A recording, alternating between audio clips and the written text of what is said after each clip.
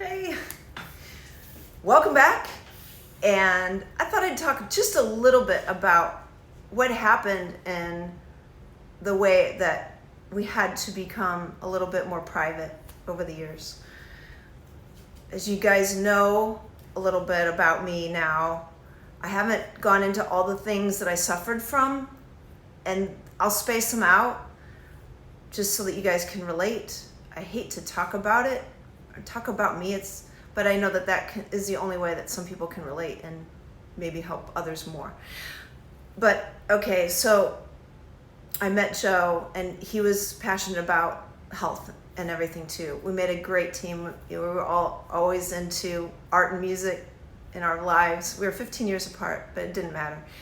And so, we got married, and he knew me when I was getting ill and worse, and he saw me declining, and we didn't know what it was. Went to doctors, all that. Okay, doctors did not help. I know they try, but it just did not work for me. Got married. It was like this. We have to use diet. We knew that diet was extremely helpful.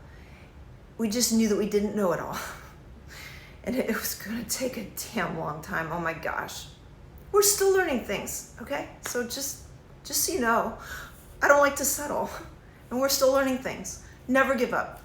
Okay, so anyways, got married, and soon after that, I was diagnosed with the Lyme disease, and so we had something to focus on. But so diet became huge, and as we eliminated, we realized, oh my gosh, it is just about meat. We couldn't believe it, and we thought, who in the heck is going to believe this? We're told that we need fiber. We're told that we need vitamin C from vegetables and fruits, and but I thought, but it's working, and so we just kept going. And Joe had known that old bodybuilders used to use steak and eggs, and old Hollywood types used to use that. Marilyn Monroe, for instance, to get ready for a movie. So, and then later we found out that doctors used steak diets to get people over their illnesses. And this was going back 100 years ago. It's like, why the hell why didn't we know about that? What in the heck? Anyways, so we lived for years thinking, who's going to do this? Who's going to even believe this? Occasionally we'd meet somebody, they'd find out about it, they said, man, you guys should write a book. It's like, well, I don't know. Everybody would probably hate us. We said, nah. Okay, so then fast forward, we found out about zeroing in on health, and there were these people that were doing a zero carbohydrate diet, a meat-only diet. We could not believe it.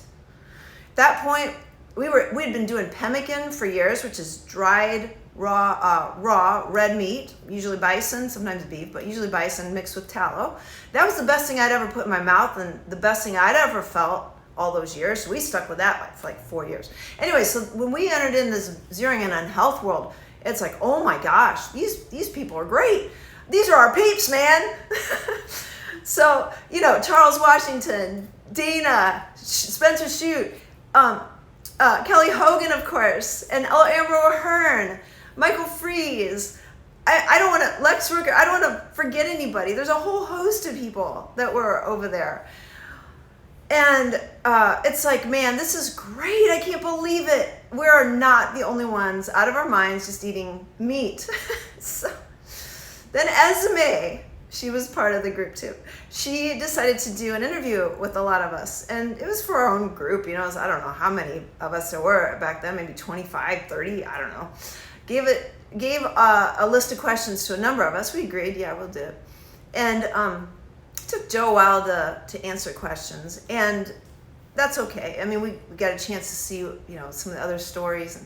And once ours came out, it was different because it was a whole family doing it. And I think up until then, it was predominantly one person. And maybe the spouse did a meat-heavy diet, but not just all meat. But for us, it was us and our boys, and people had a really, really hard time with it. It went viral, and not in a good way. And I mean, it was shared on Facebook pages, Wheat Belly, Serial Killer, and then it just went everywhere. and we got calls from Daily Mail. We got calls from there's a Japanese TV station that wanted to come and live with us for a week and film us, and we knew it was just for ratings. I mean, this is ridiculous. We knew that we'd be made fun of all over the place. So we said no. And then National Examiner, they were slated to run our story with our pictures, our names, everything. We begged them to not do it, and at the very end they pulled it. They didn't do it. And so and then people were really threatening toward us, extremely threatening, especially to our boys. Child Protective Services was mentioned, and we just said to ourselves, no. We're just going to do our own thing, and good luck, everybody. But I mean, we're going to stick with doing it in health. We are not going to go out there and make ourselves public. No way. And so that's why we decided to go private and do our own thing, make our own discoveries, continue to learn, continue to try stuff, zero in on our food that we were eating, which then became ribeye from eating pemmican for years and now to ribeye, and figuring out all the ins and outs of that and perfecting that, because all the details mattered, at least for me.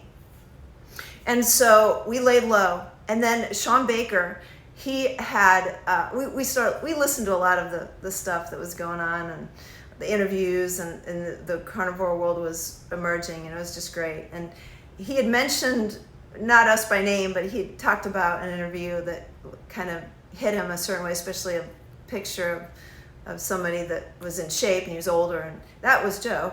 And so I think it was on Twitter that Sean talked about something, and Joe commented, and he said, "This guy right here, this is the man." And so at that point, we kind of made this neat little connection with Sean, just online. He mentioned us on Joe Rogan. He wasn't able to bring up the pictures, and that's probably a good thing for Joe Rogan's. It's like, okay, we wanted to be private. This would not be real private, but it's okay that he mentioned us. He asked if he could. And then he came up with this Meat Heals idea of a website, which then turned into Rivero. It's just great what he's done. But I wrote out this journey of mine to a friend, and I thought, maybe I'll share it with one of Sean's workers, Michael Goldstein. And Michael said, wait, I got an idea. I'm going to talk to Sean. I'll get right back to you. And they asked me if I wouldn't mind sharing the story as their beginning of the story shared on Meat Heals. And so I agreed. And then later came the book, The Carnivore Diet. And I, along with a number of other people, was asked if we'd want to be in the book. And I said yes. So I'm the first story in there, just named Charlene, not Charlene Anderson, just Charlene, just a little protection there. And so, years passed, and the boys became 19 and 21 recently. And I just think, it's time. It's time for me to get out there. It's time for me to do what I can do for this world, this wonderful carnivore world that's developing. And whatever little thing I can do or big thing I can do, it doesn't matter. It's not about me. It's about support. It's about community. It's about all the stuff. So I was in touch with Raymond and Emily and Bella and Steak and Butter Gang, Kelly Hogan. I went to Meat Stock. I met all these wonderful people. Oh my gosh. I almost really cried thinking about it, because all I knew them from was just online. It was just great. And so now I'm getting involved, and I'm trying to do what I can do. So I hope that you enjoy these videos that I'm making. I am going to be a carnivore coach with Steak and Butter Gang, and I'm super excited about that.